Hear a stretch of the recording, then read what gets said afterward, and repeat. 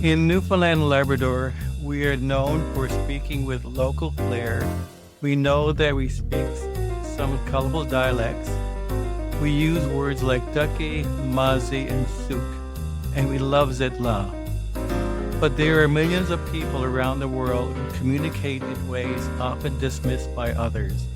People who stutter get disregarded, stigmatized, and labeled disordered. Well, we've got news for you. Some folks stutter law. It's time to embrace all forms of communicative diversity and disabilities that influence how people communicate, and that's what Some Stutter Law is all about.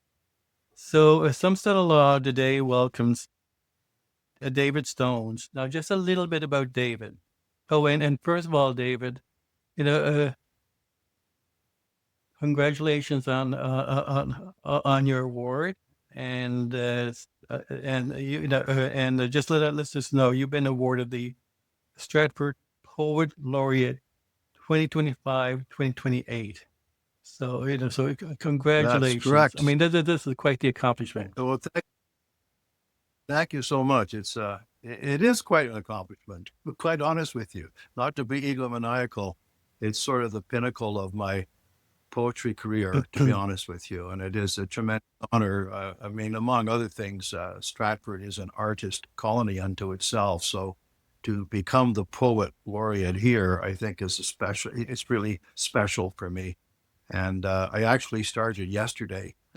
I adopted the mantle yesterday, and I will be the poet laureate here 3 years. So yeah. So thank you very much for your kind congratulations. I Oh, appreciate you're it. welcome, David, and thank you very much for all your your work and also your advocacy work for the stuttering community. Really appreciate that. So just to share a little bit Yeah. about David. Now, who is David Stones?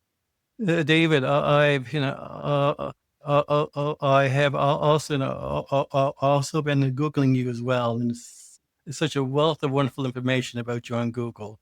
So just just let our listeners know that if you want more detailed information about David, just check out Google. You know, so the Yeah. David Stones is a person who stutters, as well as a retired CEO and marketing communications business leader. David is the past director of the Canadian Stuttering Association and has led the organization through several strategic planning cycles. David now reveals in a second career as a multiple award winning Canadian poet and performance artist. David lives, now this is quite the word, David. David lives in peripatetically between Toronto and Stratford. Now, would you pronounce that word? Yeah. Peripatetically. Yeah. Peripatetically. It means that someone who moves around a I'm lot. telling you. I actually live in Stratford full time Oh, do now. you? Okay. So yeah, I live here. I live here full time now. Oh, Yeah. okay. So Last three oh, years. okay. Stratford is a beautiful area, isn't it? It's beautiful. Yeah, it really is. Yeah, it's of course famous for the Stratford Festival, the Shakespearean festival, but it's actually 14 shows, of which usually four or five are Oh, Shakespeare. okay. So it's just as it's a great theater town. Everyone here is an actor or a thespian or thinks they are, and it's a great place to live. You know, it's a great community. So Wonderful. I'm very proud to live Wonderful. here. So, David, you are an accomplished award-winning poet, performer, as an ex-CEO and a business leader, a guitar enthusiast, and self-confessed fun buyer. Share with our listeners and audience a little about your journey as a poet and a performer. Well, I started. I've been published as a poet my whole life. In fact, I just told the story to a newspaper yesterday that my poetry career started in grade four when I was a little bespectacled English lad, just arrived in Canada, and I won a poetry contest in grade four, and I had to recite that poem to the class. And very interesting because I practiced and practiced and practiced and practiced, because I stuttered fairly badly at the time. And what was amazing was performing the poem and seeing that through words and language, I could make those kids laugh. I could make them cry, which they did. I got them to applaud, when the dragon died. It was a poem about a fire breathing dragon. And I was hooked. I was hooked on words. I was hooked on language. I was hooked on writing and performing, and it formed the spinal column of my career, of my education, U of T, English literature, getting into advertising, marketing, into the creative side. Writing has always been the backbone of every position I've held, even my CEO, president roles. Writing and communication skills, ironically, really, as a kid who stuttered a lot through my teens and into my 20s and 30s. Stuttering, I always say, is with you for your whole life. Some people don't like this comparison, but I compare it to alcoholism. I'm not an alcoholic, I will say, but I do understand that alcoholics need to accept the fact that, my name is David Stones. I am an alcoholic. Apparently, you start AA meetings that way. Mm. I think people who stutter, it's important to say, my name is David Stones and I'm a person who stutters. Remind myself of that. Because if I don't work hard at things, if I don't work hard, it's always lurking there. Mhm. So anyway, I started writing my poetry more seriously about 20 years ago. I started, as I say, saving what I wrote rather than discarding it on napkins and so forth. So now I have close to 600 poems in print in Canada and internationally. I have three major collections out there, two of which have been Canadian best sellers in Canadian poetry. And I've really taken the performance of my work very seriously. So I'm known for my one man shows. Mhm. I perform to violin and cello, piano. You can go to my YouTube channel, David Stone's Poet, and you can see two of my shows. My latest is called Essays of Light. I just performed that in November in conjunction with the launch of my new book. And I put the whole show up. Wonderful. I thought it's an hour show. I had it professionally shot and I put the whole thing up on. So I performed 28 poems in that show. And the interesting thing here is, and I know we're going to talk about neuroplasticity and whatnot, but the interesting thing is that all actors, all performers, I do a lot of green room now, before my shows. I'm the star of the show, as it were, but I'm with other performers, singers, actors, and so forth, are part of my shows. And then in the green room, we're all working our vocal cords. We're all Mhm. yapping and walking back forwards and exercising. All actors do that. So part of my presentations to CSA has been about the fact everybody needs to practice talking as much as you can, like constantly. Actors do it. They know that to talk properly, as it were, to have good enunciation, good breathing, good diaphragmatic breathing, they have to work at those things. And I learned to do that through a couple of therapies I took in my 20s, particularly the second form of therapy. And it's been a godsend for me, not just because of my stuttering, but because as a performer, these are exercises and speech patterns that are critical to performing my poetry effectively and in a very emotive, passionate way, Mhm. which is what really takes those words off my tongue and puts them into a person's heart. Mhm. Is to perform with. Yeah, they say, David, that for that for people who stutter, it's they're encouraged to really participate in plays because once you participate in plays, as as you mentioned, David, you work on various aspects of your breathing, your presentation, your enunciation, And then that, as you were saying, it's similar to Yeah. speech therapy, but overall, it also provides people start with a little more confidence, and Yeah. Well, absolutely true. I mean, you were at my workshop in Montreal, and I had 10 major, I guess, life lessons, if you want to call them that, that may lead to better speech management for some people who stutter. And one of them certainly is practice, practice, practice. And if you do have a presentation coming up or a one show or whatever, I know exactly almost every breath I have to take in order to speak the best that I can, and I admit, like I don't like to stutter.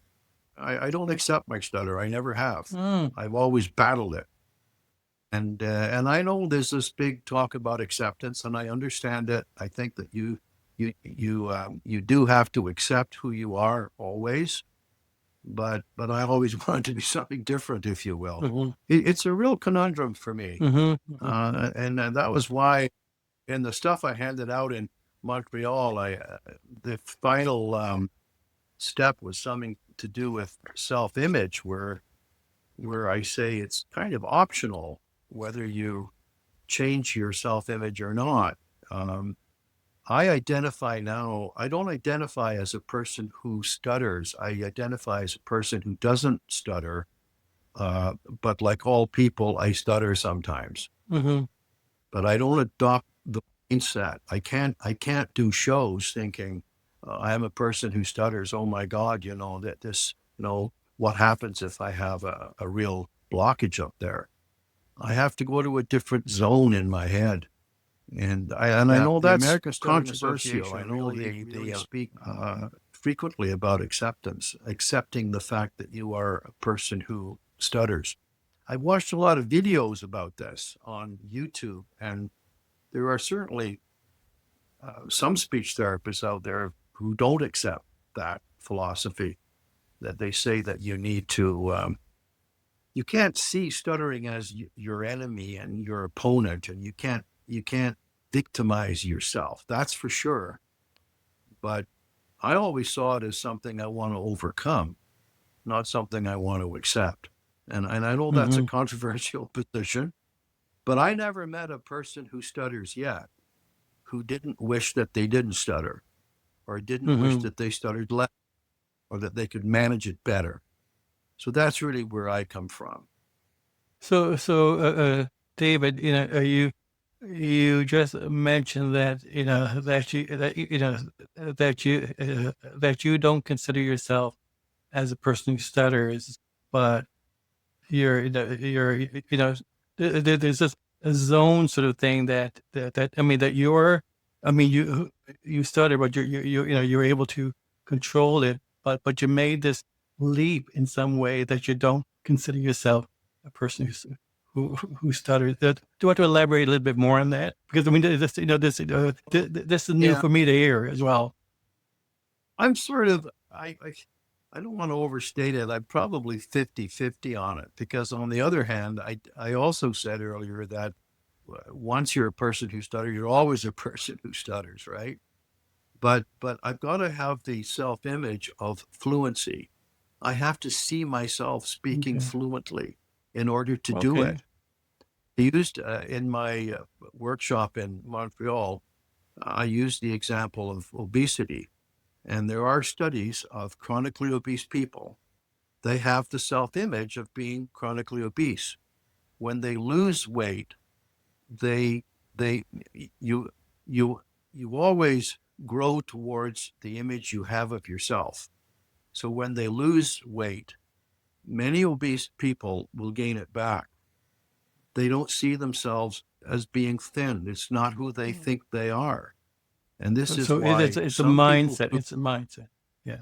for some people who stutter, the effects of therapeutic interventions wear off, in some cases very, very quickly. So they finish a form of therapy.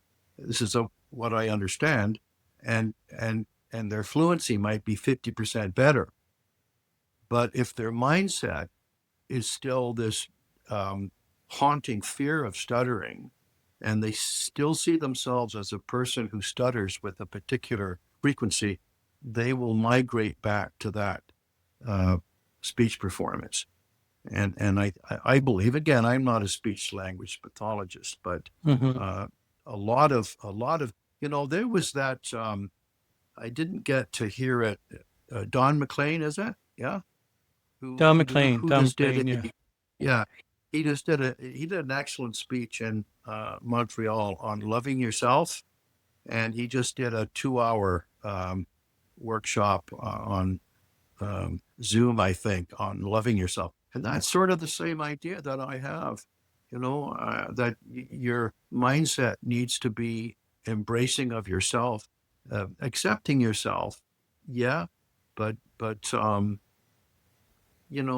wanting the best for yourself, I guess, in a way. Mm-hmm. I hope that makes sense. It, So it, it is kind of riddle yeah, for me. that It's a yeah. real Yeah. riddle. Yeah. So, David, I'm wondering now, when you talk about a mindset, like you see yourself as either fluent or wanting to be fluent or fluent, a person as a person who stutters. Doesn't that add more pressure on you? Puts a lot of pressure on you to really sort of focus on fluency. I put enormous pressure on myself. I still do all the time. I perform 3 or 4 times a month. Sometimes open mic, I have 5 minutes. Sometimes it's a one-man show. It's an hour long. Uh, it's foremost in my mind. It's an internal battle that no one knows I have other than those Mm-hmm. close to me. I Mm-hmm. put enormous pressure on myself. One of the reasons that I am as fluent as I am is that I put enormous pressure on myself in my 20s. I really did. I had a career in marketing and communications, for heaven's sakes. I was leading media conferences, I was doing media interviews, I was doing lots of things and stuttering a lot. People put a lot of confidence in me to do my job as the best I could, knowing that I had this speech dysfunction, and I accepted that mantle very willingly. But I put enormous pressure on myself. That was why I took 2 forms of therapy. That was why I developed speech exercises that I did every day. I worked really, really hard, and my workshop that I did in Montreal, and I've done it several times, is all about malleability of the human brain and neuroplasticity and reforging our neural pathways. And I believe that's what I have been able to do. I think Mm-hmm. if you uh, scan my brain when I was in my 20s, you would have seen this overactivity on the right side of my brain. Just like all people who stutter, they now Yes. know through brain imaging. And I suspect now, if you scan me and compare it to the scan when I was in my 20s, I'm now using the BRCA region of my brain in a more correct way, and I've migrated speech formulation more to the left side where it belongs. Uh, I don't know why that Mm-hmm. happens because we don't know what causes stuttering, but Mm-hmm. but and I also say, and I said this in Montreal that um, we don't know what causes stuttering. There's all different degrees of severity. So one of my disclaimers at the start of all of my workshops is that, look, this is my experience. These are my feelings. This is my journey. It may or may not work Definitely. for you. All I can do is say, this is what happened to me. And you might take some kernels out of what I say and apply it to Mm-hmm. your own experience. And it may be helpful. It may completely turn your journey around, you know. So, so, uh, so it's David. Would would you like to share a little bit more about your neuroplastic workshop? Like, how did you get involved in this? You are definitely a sort of a master of all trades, but now, from a poet to neuroplasticity. So do you want to share the we're we're all this came about? Well, it came about, I think, largely through reading the work of, I don't know if this shows up well, but Norman Doidge. Uh, he's actually a professor at the University of Toronto, so we're very favored by the fact that Doidge is a Canadian and is a local guy. But this is his first book, The Brain That Changes Itself, Okay. and then he has a second one called The Brain That Heals Itself, I think it is.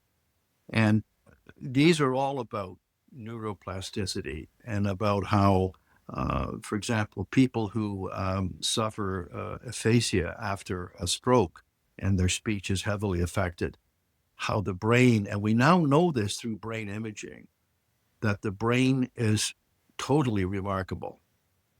It has ways, if a certain portion of the brain is in fact dysfunctional or indeed dead, it can actually migrate that functionality to another part of the brain.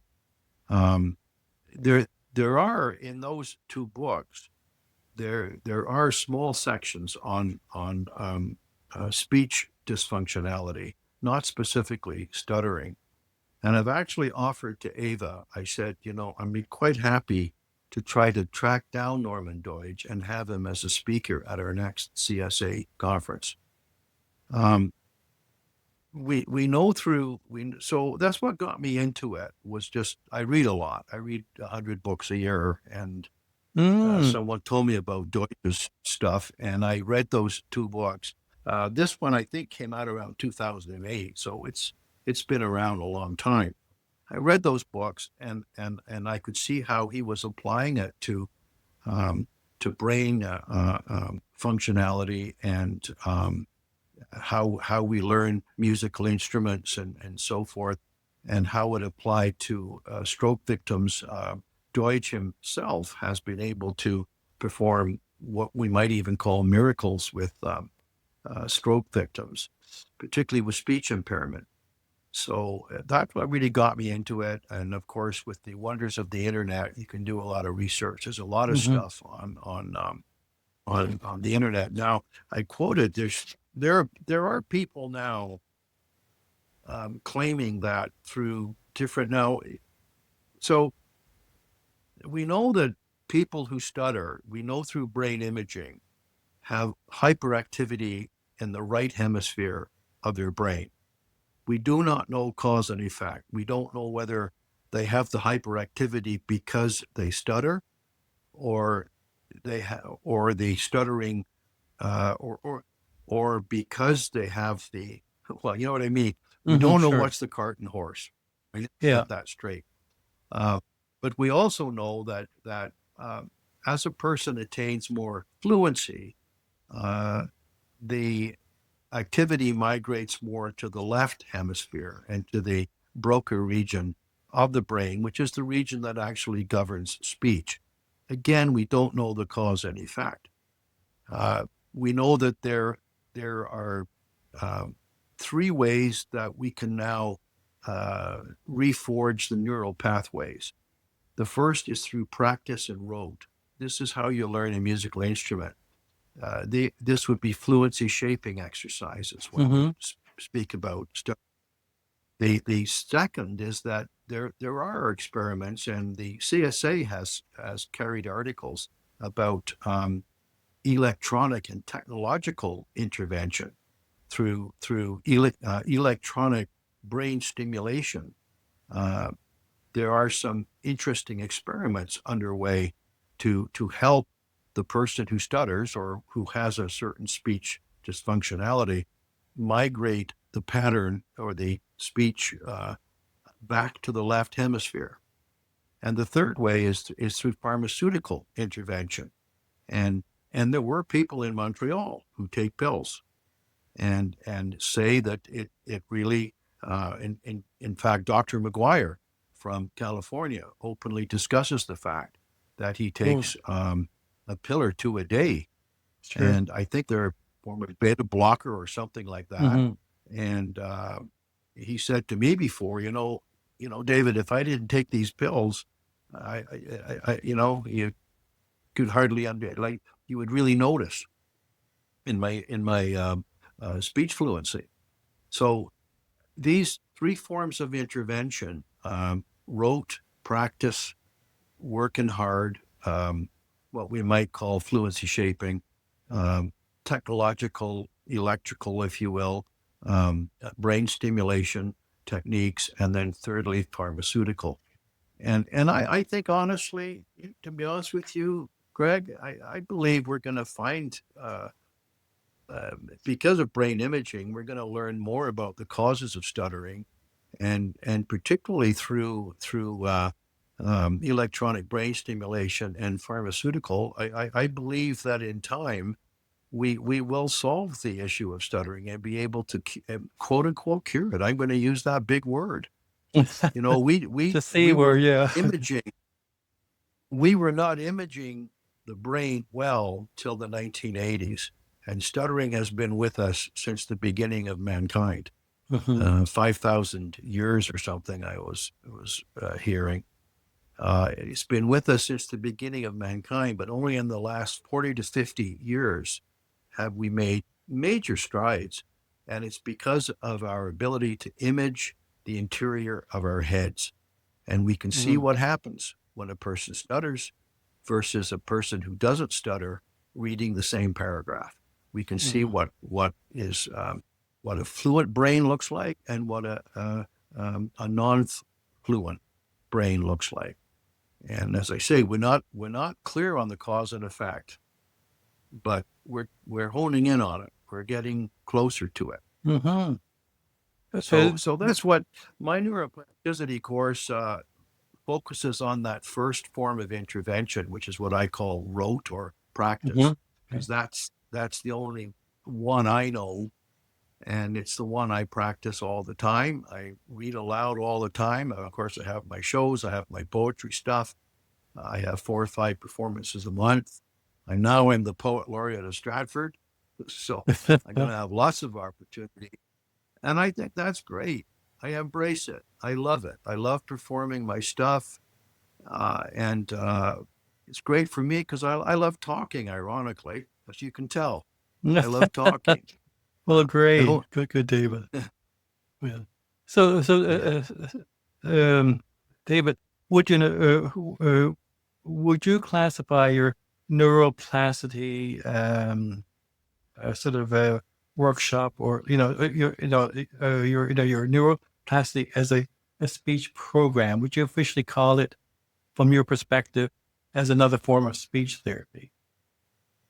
Yeah, it's really associated with what I would interpret as fluency shaping.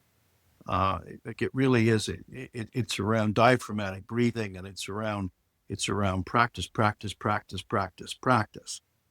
My theory is that a lot of people who stutter significantly less when they're alone, looking into a mirror, reading Hmm. from a book out loud alone. Not And not singing, all, and but singing as most. well, huh? I also start singing as well. So my theory is, how do you migrate that fluency into everyday speech? And it's a long process. It doesn't happen on Thursday. It takes years. It takes years. But is it a form of therapy? Well, I said in my course, there's an organization called World Stop Stuttering Association. They actually Hmm. use that word.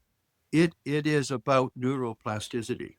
It is about using, it's reforging the neural pathways in the brain through exercises, through speech exercises. Um, there's um, a book which I read. I was going to call this guy, a guy called Michael Ferris. Stop Stuttering, How to Rewire Your Brain for Fluent Speech. Now, I don't go where these guys go. I don't say this is a cure for, I don't like the stop stuttering stuff. As I said, I have this disclaimer. It may work for some, it may not work for others. Michael Ferris, this guy is an American. He actually sells a course online. It's called Stop Stuttering. And I think he says he can stop your stuttering in like 3 weeks. You can go to YouTube. You can watch this guy. He's got 1 hour shows and stuff. But it's all about neuroplasticity. It's all about rewiring the brain. It's all going back really to the theories and practices of Norman Deutsch. Are these people charlatans? I don't know. I wouldn't say that, but I don't go around saying you do what I do and you won't stutter anymore. I think that's ridiculous. But for some people, if they're really willing to work hard over a period of years, because it doesn't happen overnight, I believe we can reforge our neural pathways, and there's evidence of that through MRI and through brain scanning. So it certainly can be done, and for some people, it can have a material effect on their fluency pattern. So David, I'm wondering when you're talking about the techniques, is one of them is rote, like practice. What things do you practice? Yeah. What specifics? Yeah, really, it's captured in 3 words: practice, practice, practice. I took a fluency shaping course. I guess that's what you'd call it, in my late 20s, with an excellent minister in Toronto called Brother Britton. And he was a person who stutters. He was a bit older, probably about 70-ish at the time. But he really had challenged his stutter his whole life. And he had gained a great degree of fluency simply through practice, practice, practice, practice. And he worked hard on the sounds that were difficult for him. And he concocted a series of sentences that runs the whole gamut of the alphabet. And he handed that out as a one-page exercise. It's right here. And I use it in my workshops. I still use it. And now I'm 75 years old. I still use it. I still use it because, for old time's sake. But for example, the B sound, a lot of people who stutter have trouble with B's and M's. So the sentence, which I know by heart, is Burly Bill Bronson brought back loaded with brickbats and broadboards. I couldn't say a lot of bees in there, a lot of bees. Yeah, I couldn't say that when I was 30, even on my own. But I kept working it. I studied it. I wrote. I actually developed sketches of my stutter. I recorded my stutter. I wanted to understand why it was that instead of saying burly, which caused me to open my lips, barely, just like that, I did that. Why did I have this blockage? And David, I'd say, just practice opening your lips, and over several years, I got to the point where I could say barely, barely, barely, instead of, doing that. And in so doing, I think, Greg, I was reforging my neural pathways. I was forcing that stream into a different riverbed, and I was migrating that sound from the right hemisphere to my left, where it belongs. That speech, that word formulation in microcosm. I was migrating it from one side of my head to the other. I didn't know I was doing that, but over time, it just became more automatic to say burly, burly, burly. Oh, if you're not going to get the sound out if you don't open those lips. If you don't do that, No, that's true. Not going to happen. And for some reason, in my case, I was born with a neurological affliction that disallowed me from doing that smoothly. It disallowed me from just doing that smoothly.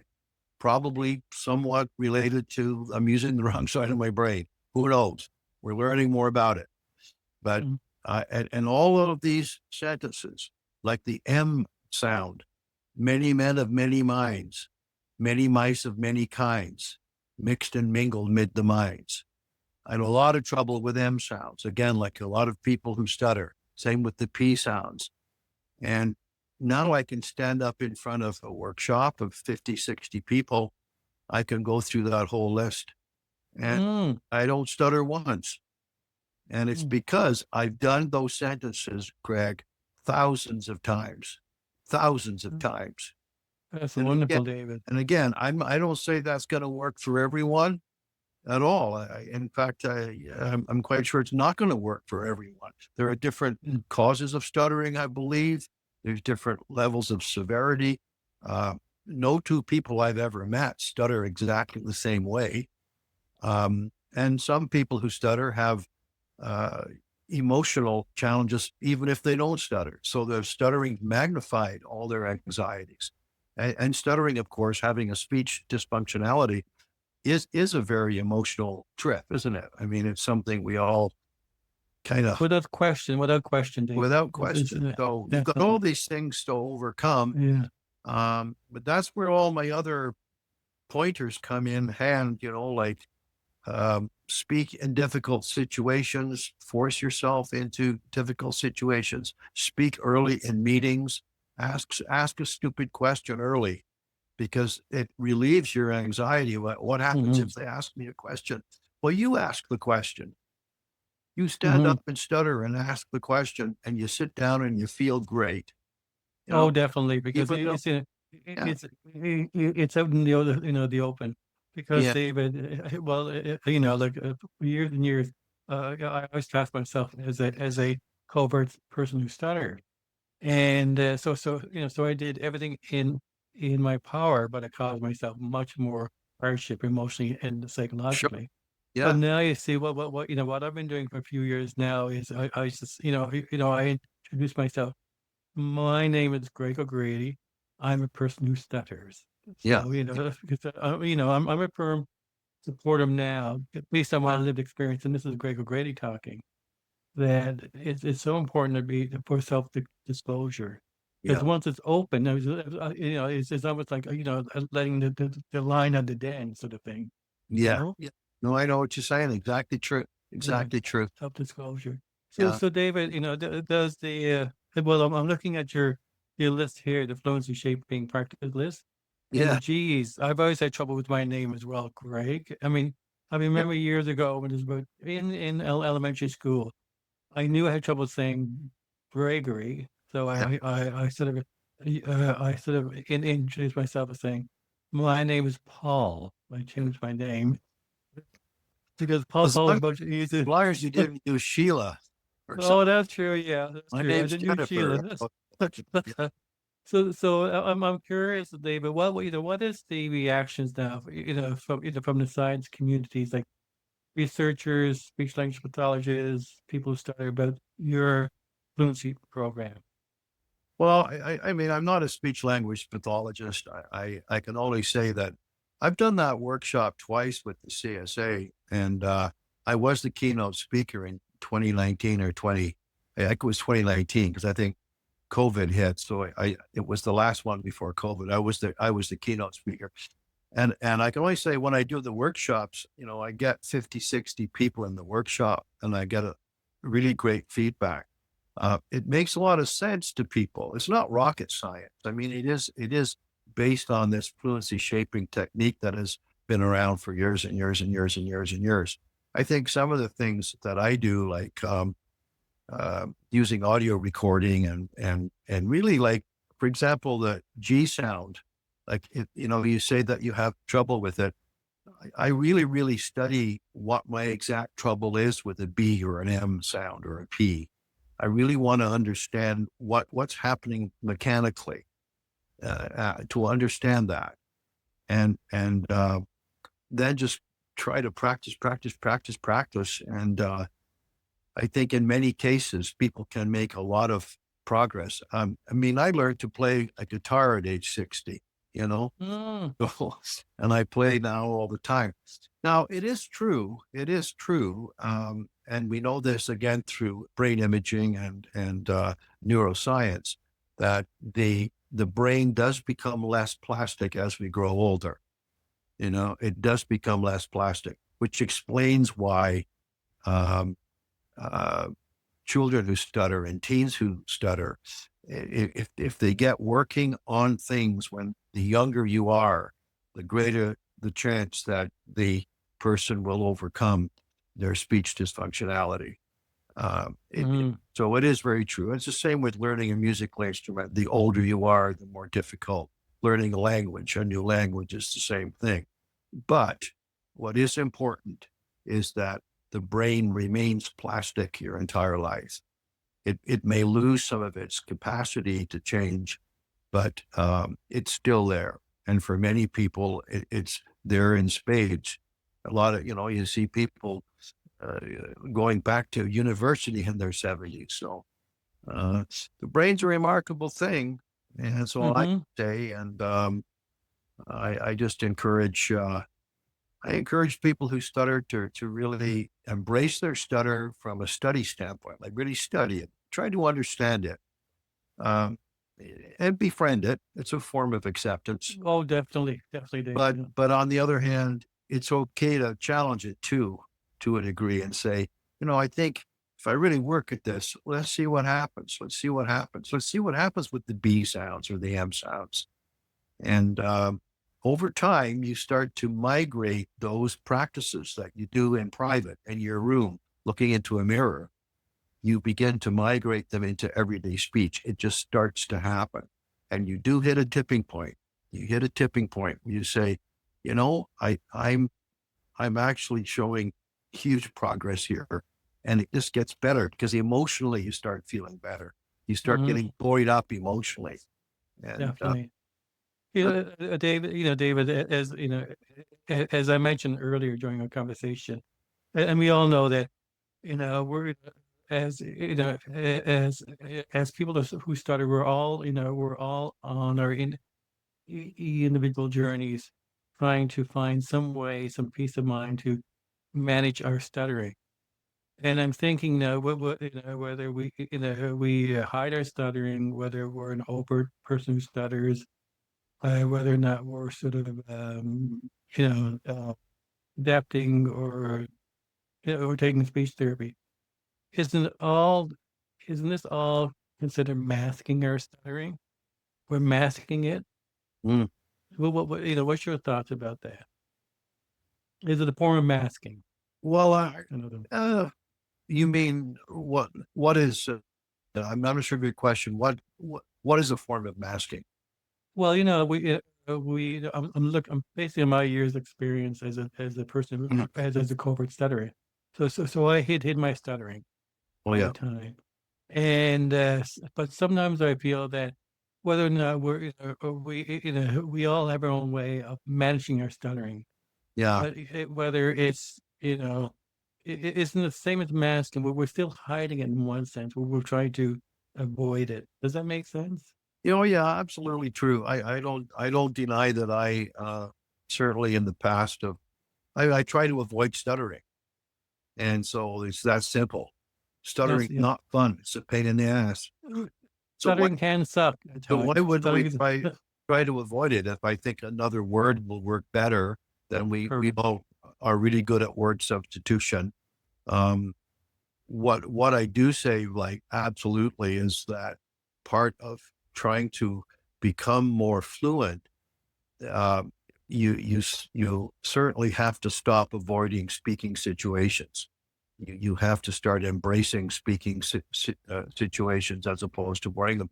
And if you can remember, I took two forms of therapy.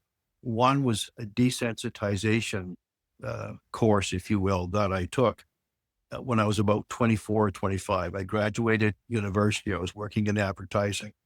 And that was strictly a course of going into stores, asking for things in stores, doing group telephone calls, calling, Mhm. asking for directions, stopping people on the street and asking them questions, and stuff I never used to do. I try to avoid it.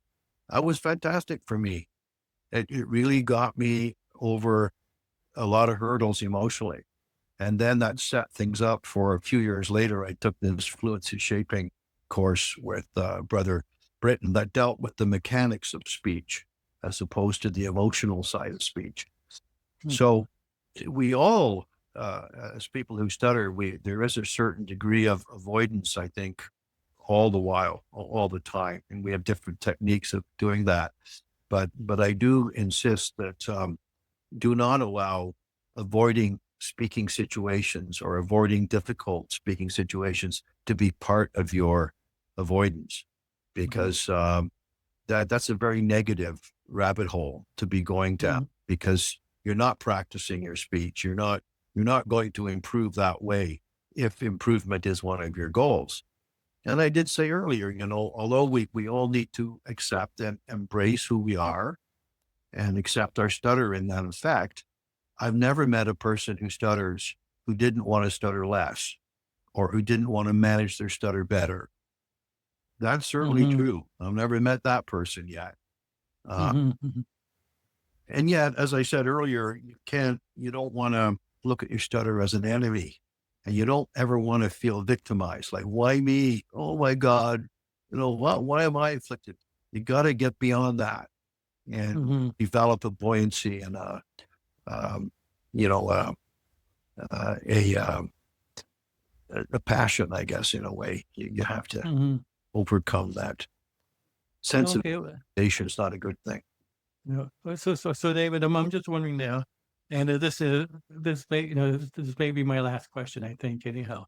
Mhm. That when you're up performing, like when you're reading your poetry, you also have a band behind you.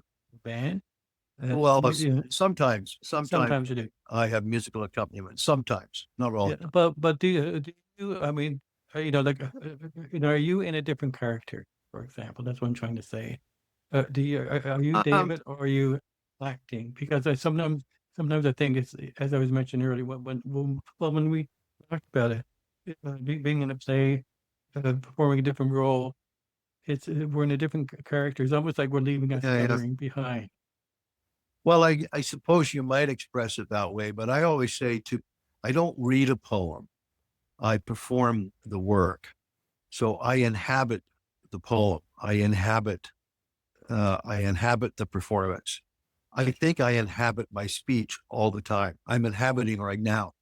I'm getting right inside. I'm a guy doing a Zoom interview or a Zoom now, a Zoom interview on a topic that's been very near and dear to my heart. I'm also David Stones, but at the same time, it's a performance stage. All the world is a stage. Stopping a person on the street and asking for directions is a performance. It is for a person who stutters, and there's nothing wrong with that. There's nothing wrong to go into a zone and say, okay, now showtime.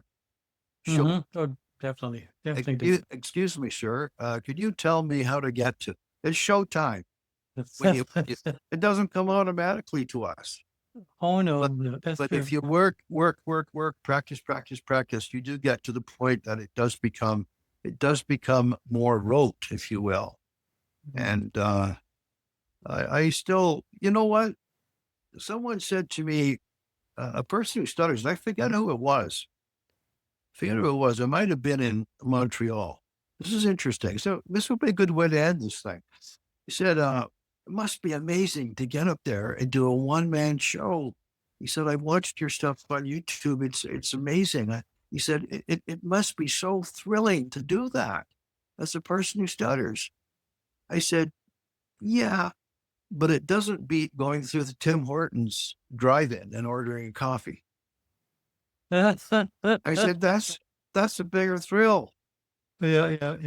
I'll have a medium black, please, which I Medium do black every coffee. medium black, please. Do it every day. Oh my God. 75, and I still say, way to go, David. Excellent, excellent. Now, one last question now, David, is what is your next steps with with your neuroplasticity program? What's the next steps? Well, Because I actually meant to ask you that at the conference. yeah, I mean, I don't put myself forward, obviously, as a neuroscientist or a speech language pathologist. So I don't really have next steps with it per se. Uh, I'll continue to offer the workshop and forms of the workshop. I'm thinking of another workshop for next year. That's an extension of neuroplasticity. It's really words as performance art. So it's kind of Mm. marrying my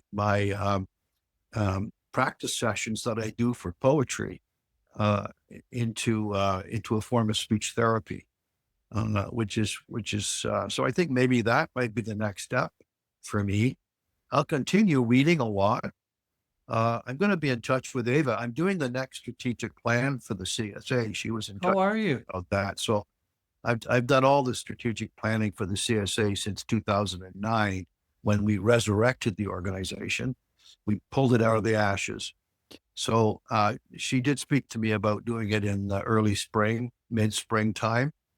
Um, and I'm going to raise with Ava again this issue of maybe we can get Norman Doidge as a guest speaker. Uh, I don't know where the conference is next year. I'm not sure, but he's Toronto based. I know that, Yeah. and he might take a real interest in this because it's his life's work, and he's he's an internationally renowned expert on neuroplasticity, particularly as it applies to brain dysfunctionality. And he's done quite a bit of work with stroke victims in terms of aphasia and speech irregularity that results from stroke. So I think he would take a real interest in this. And, even talking here today, it reinforces for me, I'm going to get hold of him. I'm going to have a chat with him at least on the phone and chat him up a bit. I think he'd be quite happy to do that. I would do Hmm. that as a guy who's doing strategic planning for the CSA. I'll put it that Hmm. way to him, and Oh, for sure. feel him out on it. I think it's a fascinating area, and as I say, there's three ways to change those neural pathways. One is practice, practice, practice, rote, rote, rote. Then there's the deep brain stimulation through technology, electrical current, if you will, but associated interventions, and thirdly through pharmaceutical. And I think somewhere in those three methodologies, we're going to learn how to turn the brain around, and Hmm. and there will be I wouldn't use that word again, a cure for stuttering. I think it's going to happen. If you look at the progress in the last 50 years and extrapolate that out, surely to goodness, something big's going to happen in the next 50 years. Oh, definitely, David. So in closing now, David, David, you have any last words for our listeners? Any like pearls of wisdom? More pearls, I should say more pearls of wisdom. Well, I say, it's easy to say, but there is light at the end of the tunnel. And I know stuttering is an emotional challenge for all of us. And it for some people, it's a major part of the journey. And so, to the very extent possible, um, you know, love what you love, embrace what you embrace, and keep it in perspective. And know that there is light at the end of the tunnel. And even small victories, like saying that B word, or for you that G word, once a day. At some point, you say something and you don't stutter. Embrace that. Embrace that. Hug it and say, "How come I did that?" Try to understand what did I do differently. And if you objectify your stutter in that way, and analyze it, uh, and try not to get down emotionally. I know that's easy to say. There's light at the end of the tunnel, and wow, life can be pretty wonderful. Even the small victories, right? They make you feel. The small victories, Yeah, victories go a long way. They yeah, certainly do. yeah, for Yeah. sure, Greg. Well, David, thanks a lot for your time this morning, and and your time and your patience with all the technical problems. But Right. anyhow, so we're all laughing at now. Yeah, I've been there, done that. I've had lots of Zoom stuff where I'm chairing and things fail, right? So it's Hmm. not fun. If it can go wrong, it will go wrong when it comes to technology. Yeah. So, But yeah, but thanks again, David, and and definitely we will have you back for another part 2 and 3 and 4 conversations. all right, great. Definitely, Maybe I'll perform some poetry next time. it'd be lovely. It'd be great, David. It'd be wonderful. Okay. Okay, thanks a lot. So we'll close now. Okay, Okay, Greg. Thanks a take lot. care.